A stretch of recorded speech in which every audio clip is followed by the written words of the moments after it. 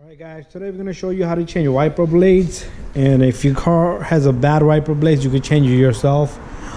I want to show you one thing. If your wipers are hanging out like this, it's broken. This wiper is done, alright? It's rusted, it's finished. Pretty much all you're doing is you're grinding on this windshield. It might cost you more to change this windshield than changing this wiper. This wiper, you can probably pick it up, the better one, for like 18-20 bucks.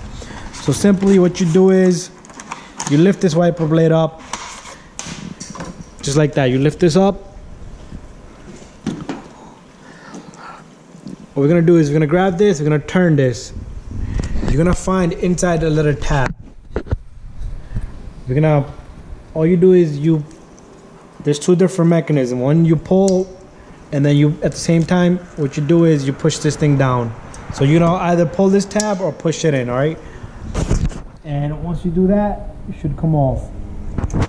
Just like that, you slide it down. What's this? So all you do is you push this little tab inside. Let me show you again. This is the little tab here. We're looking at this. This little piece inside here.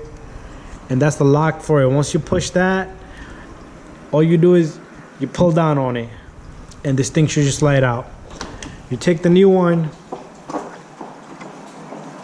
take the new wiper blade. It works the same way, all right? So all you do is you take this, and what we're gonna do is you're gonna get that piece in there, and all you do is you pull it, and it's gonna lock itself, and that's it.